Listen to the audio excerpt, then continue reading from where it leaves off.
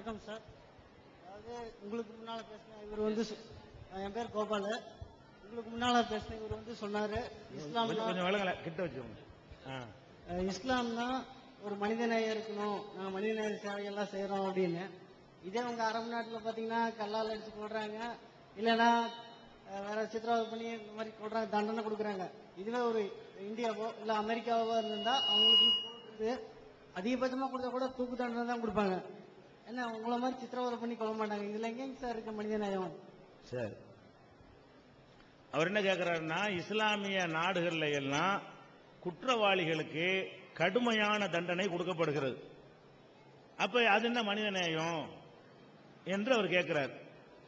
அப்ப மனிதநேயம் அதை பார்த்து அப்படித்தான் தெரியுது. திருடி விட்டாண்டு வைங்களா கையை வெட்டி விடுவாங்க. அரபு நாட்டில எல்லாம் என்ன சட்டம்னு கேட்டா, திருடிட்டா கையை வெட்டணும். இப்ப கொஞ்சம் தளர்த்தி வச்சிருக்காங்க, ஒழுங்கு அமல்படுத்துறது இல்ல. அரபி திருட்டுனா விட்டுறாங்க, நம்ம திருட்டுனா கையை வெட்டுறாங்க. அது ஒரு தனியா நடக்குது. அப்ப சட்டம் என்ன இருக்குன்னு கேட்டா, திருடினா கையை வெட்டணும் இருக்கிறது, கற்பழிப்புக்கு மரண தண்டனை இருக்கிறது, கொலைக்கு கொலை என்று கொலை செஞ்சுட்டா மரண தண்டனை என்று இருக்கிறது. அதே மாதிரி கண்ணுக்கு கண்ணு, என் கண்ணை நோண்டிட்டான்னு வைங்க, அவங்க கண்ணை நோண்டிடுவாங்க. ஒருத்தனுடைய கண்ணை ஒருத்தன் நோண்டி விட்டான்னு சொன்னா அவன் கண்ணை நோண்டுவதுதான் அதுக்குரிய தண்டனை. ஒருத்தன் பல்ல உடைச்சு விட்டான்னு சொன்னா அவன் பல்ல உடைப்பாங்க, அதான் அதுக்குரிய தண்டனை. இப்படி இஸ்லாம் சொல்லுகிறது. இதை பார்க்கக்கூடிய நேரத்தில் என்னங்க கையை போட்டு வெட்டுறீங்க, காட்டு மிருகத்தனமா இருக்குது அப்படிங்கிற மாதிரி ஒரு விமர்சனம் வந்து பரவலா மக்கள் மத்தியில் இருக்கிறது. ஆனா நீங்க என்ன விளங்க மாட்டேங்கிறீங்கன்னா, மனித நேயம்னா என்ன? நல்ல மனிதர்களுக்கு நேயமாக இருப்பதுதான் மனித நேயம்.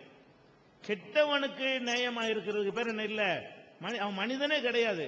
நான் சம்பாரிச்ச ஒரு காசை சம்பாதிக்காம பறிச்சுக்கிட்டு போனவங்க மனுஷனா? ஏன் தகப்பனார் ஆஸ்பத்திரியில் சேர்க்கறதுக்காக வேண்டி பணத்தை கொண்டு விட்டு போறேன், அவன் அதை உருகிட்டு போயிட்டான், அதனால என் தகப்பன் செத்து போயிட்டான். இவன் மனுஷனா? இவன் என் தகப்பன் சாகுவதற்கு காரணமா இருந்து இவன் மனுஷனான்னு கேட்கிறேன். அப்ப மனிதன்னா யாரு? நல்லவன் மனிதன், அடுத்தவனுக்கு தொந்தரவு செய்யாதவன் மனுஷன். மனித இனத்தில் இருக்கிறவன்லாம் மனிதன் சொல்ல முடியாது. நம்ம யாரை நேசிக்கலாம், யாருக்கு நேயம் காட்டலாம்னு கேட்டா நல்ல மக்களுக்கு நேயம் காட்டலாம். அப்ப வந்து கெட்டவர்களை பொறுத்த வரைக்கும் நேயம் காட்டுவது வந்து அது மனித நேயம். நம்ம என்ன பார்க்க மாட்டேங்கிறோம்? இவனை தூக்கி தூக்குல போடுறாங்கன்னு பாக்குறோம். எதை பார்க்க மாட்டேங்கிறோம்? இவன் ஒருத்தனை கொலை பண்ணான அவனை பார்க்க மாட்டேங்கிறோம். என்னைய ஒருத்தன் கொலை பண்ணிவிட்டான், அதுக்காக இவனுக்கு தூக்கு தண்டனை கொடுக்குறோம். தூக்குல போடலாமா உசுருங்கிறீங்களே, இப்ப நான் என் உசுறு என்னப்ப? என்னை இழந்து என் பொண்டாட்டி பிள்ளைகளை பருதி வைக்குமே, அதுக்கு என்ன பதில்? அப்ப நான் நல்லவன் உயிர் மனுஷ உயிர் இல்ல. இவங்க என்ன பார்க்க மாட்டேங்கிறாங்க? கோபம் அவன் மேல வரணும். கோபம் யார் மேல வருது? அவனை பிடிச்சி அடிக்கிறவன் மேல வருது. அதாவது சம்பவம் ரெண்டு நடக்குது. என்னைய ஒருத்தன் கொண்டிருக்கிறான், அவனை அரசாங்கம் கொள்ளுது. அரசாங்கம் கொள்ளுது பாருங்க. அப்ப அரசாங்கத்துக்கு எதிராக இவன் கத்துறானே தவிர என்னைய கொண்டிருக்கானப்ப அது என்னப்ப? நான் மனுஷனா இல்லையாப்ப? நான் சும்மா போயிருக்குமா என்னை கொலை பண்ணிருக்கான்ல? அப்ப என்னைய கொலை பண்ணி இருந்தது மனித நேயத்துக்கு எதிரானது தானே. அப்படி பார்த்தோம்னு சொன்னா இவனை வந்து தண்டிக்கணும்னு தான் முடிவு பண்ணுவாங்க. இன்னும் சொல்ல போனா இது ஒரு பேசிக்க நீங்க விளங்கிக்கிறங்க. இன்னொன்னு நீங்க கவனிக்கணும், இந்த உலகத்துல எதுக்காக வேண்டி தண்டனை கொடுக்கறான்? தண்டனை கொடுக்கறான்ல, ஒரு குற்ற செயலுக்காக வேண்டி தண்டனை கொடுக்குதல் என்பது உலகத்துல எல்லா நாட்டிலும் இருக்கிறது. ஏன் தண்டனை கொடுக்கிறோம்? இப்ப என்னைய ஒருத்தன் கொலை பண்ணிவிட்டான், அதுக்காக வேண்டி ஒருத்தனை தண்டனை கொடுக்கிறோம். ஏன் உசுறு திரும்பி வந்துருமா? திரும்பி வராது. அப்ப செத்து போனவன் பிழைக்க போறானா? அப்ப இந்த தண்டனை கொடுக்கிறது ஏன் முதல் விளங்கி கொள்ளணும். எதுக்கு தண்டனை கொடுக்கிறோம் என்றால் அதுக்கு மூணு காரணம் இருக்குது. ஒண்ணு என்ன காரணம்னு கேட்டா, இந்த பாதிக்கப்பட்டிருக்கான்ல, இப்ப நான் பாதிக்கப்பட்டிருக்கேன், என்னுடைய தகப்பனார ஒருத்தன் கொலை பண்ணிவிட்டான், இப்ப நான் பாதிக்கப்பட்டேன். நான் வந்து மன நிறைவு அடையணும். என்ன இருக்க, என் தகப்பனை கொன்றவனுக்கு அரசாங்கம் சரியான நடவடிக்கை எடுத்து விட்டது என்று என்னுடைய மனம் குளிரணும். தண்டனை நோக்கம் என்ன? எவன் பாதிக்கப்பட்டான அவன் மனசு குளிரணும். ஏசி ரூம்ல உட்கார்ந்துகிட்டு சட்டம் எழுதுறான அவன் மனசு குளிரக்கூடாது. உன் அப்பனை கொலை பண்ணா என்னடா பண்ணுவேன்னு கேட்கணும், அப்படி நினைக்கணும். இவன் ரூம்ல உட்கார்ந்துட்டு சட்டம் எழுதுறான், இவனுக்கு என்ன தெரியும் எங்க அப்பனை கொண்டது? எங்க அப்பனை கொன்ற வழி எனக்கு தெரியுமா? சட்டம் எழுதுறவனுக்கு தெரியுமா? எனக்கு தான் தெரியும். அவரவர் தகப்பனை கொலை செஞ்சு இருந்தால், அவரவருடைய புருஷனை கொலை பண்ணி இருந்தா அந்த பொண்டாட்டிக்கு வழி தெரியும். அப்ப நம்ம என்ன யோசிக்கணும்? நான் பாதிக்கப்பட்டிருக்கேன்னா அரசாங்கம் கொடுக்கிற தண்டனை என்ன செய்யணும்? மனசு ஆறி போச்சு, என் தகப்பனார கொலை செஞ்சவனுக்கு சரியான தண்டனையை இந்த அரசாங்கம் கொடுத்து விட்டது அப்படின்னு நினைச்சாதான் நான் மனம் குளிருவேன். ஒன்னு ஃபர்ஸ்ட் விஷயம். வேற இதுல மனம் குளிர்வான். நீங்க வாட்டு பொது மன்னிப்பு கூட கேட்டுருவீங்க. இவனுக்கு என்னப்பா நீதி? உனக்கு இதுல சம்பந்தமே இல்லையே. பாதிக்கப்பட்டவனுக்கு நீதி வழங்க சொன்னா நாங்கெல்லாம் விரும்பல. நீ யாரு விரும்பாம இருக்கிறதுக்கு? நான்ல பாதிக்கப்பட்டிருக்கிறேன். அப்ப நீ பாதிக்கப்பட்டு உங்க அப்பனை கொலை செய்யும் போது சொல்லுவியான்னு கேளுங்க. இவன்ட்ட எல்லாம் கேளுங்க. மரண தண்டனை வேணான்னு சொல்ற ஆளுக்கு தான் போய் கேளுங்க. கொலை செய்யப்பட்ட உன் தகப்பனா இருந்தா, உன்னுடைய மகனாக இருந்தால், 25 வயசு உன் மகனை கொலை பண்ணி இருந்தால் தூக்குல போடலாமான்னு கேட்பீங்களான்னு கேளுங்க. அது அதான் நாங்க சொல்றோம். அப்ப அதுக்கு மட்டும் இருக்கிறீங்களா இல்லையா? உங்க மேற்று வரும்போது ஒரு நியாயம், அடுத்தவனுக்கு ஒரு நியாயம் வந்தால் அங்க கோளாறு, சிந்தனையில் கோளாறு இருக்குன்னு அர்த்தம். இது ஃபர்ஸ்ட் விளங்கி கொள்ளணும். இப்ப ஒரு மேற்று என்ன? பாதிக்கப்பட்டவனுடைய மனத்தை குளிர வைக்க வேண்டும். ஒண்ணு. ரெண்டாவது என்னன்னு கேட்டா, செஞ்சான்ல அவனுக்கு அச்சம் ஏற்பட வேண்டும். நாளைக்கு அவன் செய்வதற்கு பயப்பட வேண்டும். ஒருத்தன் திருடுறான். திருடுறதுக்கு நம்ம என்ன பண்றோம்? ஜெயில பிடிச்சு போடுறோம். ஜெயில பிடிச்சு போட்டு என்ன செய்யறோம்? 3 வேளை சோறு கொடுக்குறோம். பொண்டாட்டி கூட கொடுக்க மாட்டான். டைம் மணி அடிச்சா சோறு. மாமனார் வீடு பாட்டு படிக்கிறாங்க. மணி அடிச்சா சோறு, மாமனார் வீடுன்னு பேர் வச்சிருக்கான். அதுக்கு மாமனார் வீட்டுல கூட மணி அடிச்சா சோறு தர மாட்டான். ஜெயில என்னவாக? கரெக்டா 12க்கு சாப்பாடு எந்த வீட்லயா கொடுத்துருக்கல புருஷனுக்கு? இந்த தாண்டி போச்சு, இன்னும் சாப்பாடு நம்ம சாப்பிடாம வந்துட்டு இருக்கிறோம். ஜெயில 12க்குலாம் சோறு. ராத்திரி சாப்பாடு எத்தனைக்கு தெரியுமா? 6 மணிக்கு. ராத்திரி சாப்பாடு 6 மணிக்கு நீங்க கொடுத்துருக்கீங்களா என்னைக்காவது? அப்ப ராத்திரி சாப்பாடு 6 மணிக்கு கொடுக்குறான் ஜெயில. பகல் சாப்பாடு 12 மணிக்கு கொடுக்குறான். காலை சாப்பாடு 6 மணிக்கு. 6 மணிக்கு எந்திரிச்சு டிஃபன் ரெடி சாப்பாடு கொடுக்குறான். அப்ப கரெக்டான டைம் கொடுத்து கொடுக்குறான். 6 to 6 ரெஸ்ட். ராத்திரி சாப்பாடு 6 மணிக்கு வாங்கிட்டு செல்லுக்குள்ள போனா காலைல 6 மணிக்கு வெளியே வர போறோம். 12 மணி நேரம் ரெஸ்ட் இவனுக்கா கிடைக்குமா? வாழ்க்கையில வீட்டுல இருந்தா கூட கிடைக்குமா? 12 மணி நேரம் ரெஸ்ட். வாரத்துக்கு மாசத்துக்கு ஒரு முட்டை, இதெல்லாம் கணக்கு இருக்கிறது. ஒரு சினிமா, சுண்டலு, பலவிதமான விஷயங்கள் அதுல கிடைக்கும் ஜெயிலுக்கு போயிட்டீங்கன்னா. நான் என்ன கேட்கிறேன், இந்த மாதிரி ஒருத்தனுக்கு சோத்தை கொடுத்து 3 மாசம் வச்சுக்கிட்டு வெளியே விட்டா இவன் திருந்துவானா? அவன் என்ன செய்வான்? திருடுனா 3 மாசம் சோறு கன்ஃபார்ம். அவன் என்ன விளைவிக்கிறான்? எவன்கிட்டயா திருடணும்னு சொன்னா 3 மாசத்துக்கு அரசாங்க விருந்தாளி. இன்னும் திருடுவானா இல்லையா? பேப்பர்ல வருதா இல்லையா? 50 முறை திருடியவர் மீண்டும் கைது. ஏண்டா 50 முறை திருடி இருக்கிறான், புடிச்சு உள்ள போட்டிருக்கிற, அப்புறம் 51வது தடவை கைது பண்றான்னு என்ன அர்த்தம்? 50 முறை அவனை கைது பண்ணினது ஒரு விளைவை ஏற்படுத்தவில்லை. அவனுடைய உள்ளத்தில் ஒரு பயத்தை கூட ஏற்படுத்தவில்லை. இன்னும் சொல்ல போனா தூண்டிதான் விட்டு இருக்கிறது. எப்படி தெரியுமா நடக்கும்? ஜெயிலுக்குள்ள போகும்போது சின்ன திருட்டு தெரிஞ்சவனா தான் உள்ள போவான். உள்ள பல்கலைக்கழகங்கள்லாம் இருக்காங்க. வெளியே வரும்போது பெரிய பிளானோட வருவான். வழக்குதா அப்படி கிளாஸ் நடத்திட்டு வருவாங்க.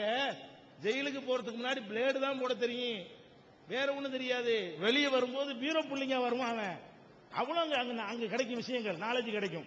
ஜெயிலுக்குள்ள போய்விட்டால் அந்த இவனுக்கு மேல பெரிய கிரிமினல் இருப்பாங்க, அப்பன்லாம் இருப்பானா, அவன்கிட்ட கத்துக்கிட்டு வருவான். அந்த டெக்னிக்கை போட்டு மரப்பு திருடுவான். மரம் உள்ள போயிருவான். அதுக்கு மேல அப்பன் இருப்பான். அப்ப இந்த மாதிரி இருக்கனால தானே 55 தடவை ஒருத்தன் திருடி இருக்கிறான், பிடிச்சி உள்ள போட்டிருக்கிறீங்க. 56வது தடவையும் திருடுறான். என்ன அர்த்தம்? அப்ப என்ன வழங்குறோம்? இந்த தண்டனையினால் அவன் திருந்தல், அடுத்தவன் விடு. எவன் திருடினானோ, எவனை நீ தண்டிச்சியோ அவன் திருந்தினானா? அப்ப ஏன் ஒரு சைக்கிள் திருடினவன், சைக்கிள் திருடனே பேர் சில ஆளுகளுக்குங்க. சைக்கிள் திருடன, உங்க சைக்கிள் திருட்டு போச்சுன்னு சொன்னா போலீஸ்காரன் எப்படி கண்டுபிடிக்கிறான்? அவனுக்கு லிஸ்ட் வச்சிருப்பான். இவனெல்லாம் சைக்கிள் திருடுறவன், இவனெல்லாம் 2 வீலர் திருடுறவன், இவனெல்லாம் ஜன்னல் வழியா திருடுறவன், இவனெல்லாம் பீரோ புள்ளிங் திருடன், இவனெல்லாம் பிக் பாக்கெட்னு கணக்கு வச்சிருப்பான். டக்குன்னு போய் பிடிப்பா எடுத்துருவான் கரெக்டா. அப்படின்னு என்ன அர்த்தம்? தொடரா செய்யறான்னு அர்த்தம். அதையே வேலையா செய்யறான்னு அர்த்தம். போலீஸ் லிஸ்ட் வச்சுக்கிற அளவுக்கு தொடரா செய்யறான்னு அர்த்தம். அப்ப என்ன, இதான் தண்டனையா? இதுக்கு பேர் மனிதாபிமானமா? என்னங்கிற திருட்ட தூண்டுவது மனிதாபிமானமா? அப்ப திருட்டில் அதிகரிக்குது. அப்ப இன்னொரு விஷயம் என்ன, பஸ் ஸ்டாண்ட்ல எல்லாம் போட்டிருப்பான் 200 300 போட்டாவை போட்டு இவர்கள் இருக்கிறார்களா ஜாக்கிரதைன்னு போட்டிருப்பான். முன்புட்டு படத்தையும் வச்சு யாவும் வச்சுக்கிட்டு இருக்க முடியுமா நமக்கு? திருட்டு போய் படத்தை எல்லாம் போட்டு போலீஸ் ஸ்டேஷன்ல போட்டு இவங்கள்ட்ட ஜாக்கிரதையா இருந்து கொள்ளுங்கள்மா. இதெல்லாம் நம்மளை காப்பாத்துமா? இதை விட என்ன செய்யறது? இஸ்லாம் என்ன சொல்லுது? ஒரு வெட்டு திருடுறானா ஒருத்தனுக்கு வெட்டு, அதுக்கப்புறம் போட்டாலும் வைக்க வேண்டிய பக்கத்தில் உட்காரும் போது தெரிஞ்சிடும். ஆகா மேப்படியா திருடன் தெரிஞ்சிருமா இல்லையா? நம்ம பக்கத்தில் உட்காரும் போதே என்ன விளைக்கிறோம்? ஆஹா திருட்டு பைய இனி தென்பது திருடுவானா, அடுத்த கையும் போயிருமே. அப்ப ஒரு திருடனுக்கு இப்படி கையை வெட்டி பார்த்தீங்க என்று சொன்னா நீங்க நினைக்கிறீங்க நிறைய பேர் கை இல்லாம போயிருவானாண்டு. போக மாட்டான். ஒருத்தனுக்கு வெட்டணும், கேமரா முன்னாடி வச்சு வெட்டணும், லைவ்ல காட்டணும், உலகம் பூரா நடுங்கிடுவான், திருடுவான் அவன், அம்மாடி நம்ம கையும் போயிரும், இந்த மாதிரி தான் வெட்டுவாங்க. வெட்டுறதை இஸ்லாம் அப்படி சொல்லுது. எப்படி சொல்லுது? ஒல் யஷ்ஹத் அதாபஹுமா தாயிஃபத்து மினல் முஃமினீன், அந்த தண்டிக்கிறதை உலகம் பார்த்து கொண்டிருக்க வேண்டும். அதான் மேட்ரு. ரகசியமா கையா இருக்க கூடாது, கோழி இருக்கிற மாதிரி உலகம் பார்த்துட்டு இருக்கிற மாதிரி வெட்டணும். ஒருத்தனுக்கு வெட்டுனா அது உலகம்லாம் பார்த்தா நானே திருடு நினைச்சா கூட திருடுவானா? கீழே கிடந்தா கூட எடுக்க மாட்டான், அம்மாடி கை வெட்டிடுவாங்க. கிடக்கணும், ஒரு மாசத்துக்கு போட்டாலும் கிடக்கணும். அப்படி ஒரு சமுதாயம் உருவாகணும். அப்ப தண்டனை எப்படி இருக்கணும்? இப்படி தண்டனை நீங்க கொடுத்து பார்த்தீங்கன்னா குற்றங்கள் குறையும். குற்றம் குறைஞ்சதா வரலாறு இருக்குதா? அவ்வளவு வேணாம். இப்ப அத்மானிய உங்களுக்கு இஸ்லாம்டா அவருக்கு பிடிக்காது, உங்களுக்கு தெரியும்.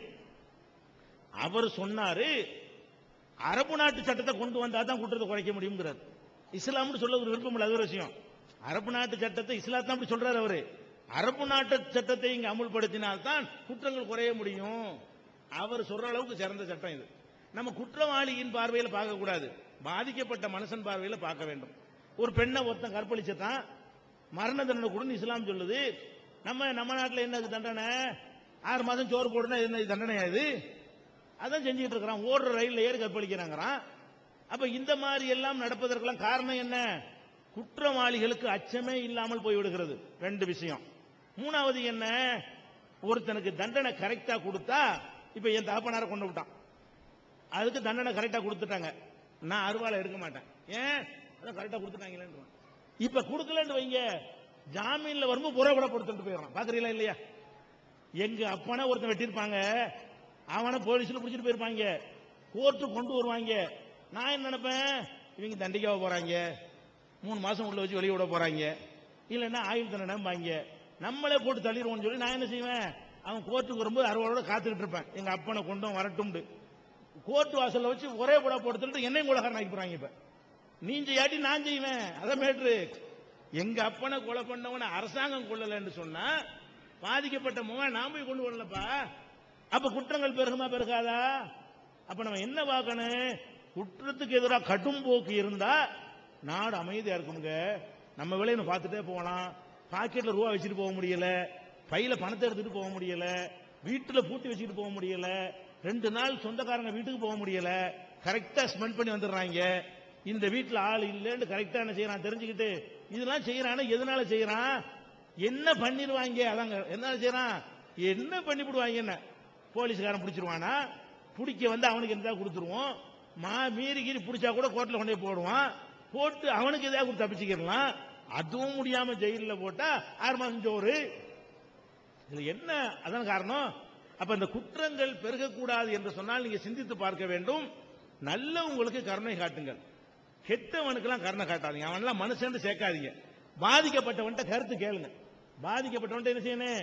ஒருத்தன் அவன் தகப்பனாரை மருத்துவமனையில் சேர்ப்பதற்காக வேண்டி 5 கடன் வாங்கி 1 லட்சம் ரூபாய் திரட்டிக்கிட்டு ஆஸ்பத்திரிக்கு போயிட்டு இருக்கிறான். அந்த ரூபாயை அவன் கிளப்பிட்டு போயிட்டான். இதனால அவன் தகப்பனார் செத்து போயிட்டான். அவன்கிட்ட போய் கேட்கணும், ஏன்டா அவன்கிட்ட கிளப்பிட்டு போனான் அந்த ரூபாயை, அவனை என்ன செய்ய சொல்ற? வெட்டணுமா? கையத்தான் வெட்ட சொல்லணும். அவன் ஆளைய வெட்டணுமா? அவன் உணர்வுக்கு கொஞ்சமாச்சும் மதிப்பு கொடுக்கணுமா இல்லையா? இதுதான் இஸ்லாம் சொல்லக்கூடிய தண்டனை. அதே நேரத்தில் இன்னொரு சிறப்பு இருக்கு இஸ்லாத்துல. என்ன சிறப்புன்னு கேட்டா, இந்த குற்றங்களுக்கு, மனிதனுக்கு செய்யப்படுற குற்றங்கள் இருக்கு இல்லையா, அந்த குற்றங்களுக்கு தண்டனை கொடுப்பதாக இருந்தால் சம்பந்தப்பட்டவன் மன்னித்தால் தண்டனை கிடையாது. இப்ப என் தகப்பனார கொண்டு விட்டான், ஒருத்தன் கொண்டு விட்டான், கோர்ட்ல தூக்கு தண்டனை சொல்றாங்க. நான் போய் என்ன சொல்றேன், இல்ல அவர் நான் மன்னித்து விட்டேன், அப்ப கிடையாது. மன்னிக்கிற அதிகாரம் யாருக்கு கொடுக்கப்பட்டிருக்கு? பாதிக்கப்பட்டவனுக்கு கொடுக்கப்பட்டிருக்கு இஸ்லாத்துல. அவனை எனக்கு இல்லைங்க, வேண்டி இல்லைங்க, அதுல ரூபா வாங்கிட்டாங்க எனக்கு, இவனை தூக்குல போட்டா என்ன, எனக்கு ஒரு 50 லட்சம் ரூபாய் நஷ்டம் வாங்கிட்டாங்கன்னு கேட்கறான், விட்டுறேங்கிறான், ரூபாயை கொடுத்து ஒளியாந்துடலாம். ஆனா நம்ம நாட்டில் என்ன தெரியுமா, எங்க அப்பனை கொண்டது ஜனாதிபதி மன்னிப்பாரு. ஜனாதிபதிக்கு எங்க அப்பன் யாரு, அவர் ஏன் மன்னிக்கிறாருங்கிற கருணை மன் அவருக்கு அனுப்பணுமா? நீ யாருப்பா எங்க அப்பனுக்கு மன்னிக்கிறதுக்கு? உன் அப்பனை கொண்டா நீ மன்னிச்சுட்டு போ. நம்ம நாட்டில் யார் மன்னிக்கிறா? கவர்னர் மன்னிக்கிறாரு, ஜனாதிபதி மன்னிக்கிறார். யாரை மன்னிக்கிறார்? நாட்டில் உள்ள அத்தனை பேரையும் மன்னிப்பாருன்னா அவர் யாருன்ன? அரசாங்கத்துக்குள்ள தப்பணி மன்னிச்சுட்டு போ, வரி ஏய்ப்பு பண்ணிட்டானா மன்னிச்சுட்டு போ, வேற ஏதாவது நாட்டு சட்டத்தை மன்னிச்சுட்டு போ. எங்க அப்பனை கொண்டதை மன்னிக்க நீ யாருப்பா? அப்படி நம்ம நாட்டு சட்டம் இருக்கிறது. நம்ம அப்பனை கொண்டதுக்கு ஒருத்தன் கருணை மனு போட்டான்னு சொன்னா தூக்கு தண்டனை கொடுத்துருவாங்க. ஜனாதிபதி நான் கருணை மனுவை ஏற்றுக்கொண்டேன்னு வெளியே ஓடியாந்துருவான் சிரிச்சுக்கிட்டேன். இது என்ன சட்டம்? இதெல்லாம் ஒரு நாட்டில் நன்மை ஏற்படுத்துமா? எத்தனை பேர் கருணை மனு போட்டு காத்துட்டு இருக்காங்க தெரியுமா? கருணை மனு சம்பந்தப்பட்டவன்ட்ட போடணும். நான் மனசு குளிர்ந்துட்டேன்டா என்னால அவனுக்கு பிரச்சனை வராது. இதுதான் சரியான முறை. இது சம்பந்தமாக அந்த குற்றச்சாட்டுகளும் பதில்களும் ஒரு நூல் போட்டிருக்கிறோம். அதுல இந்த இஸ்லாத்தின் மீது உள்ள எல்லா விமர்சனங்களுக்கும் பதில் சொல்லக்கூடிய வகையில் அந்த நூல் இருக்கிற அந்த சகோதரர் கொடுப்போம்.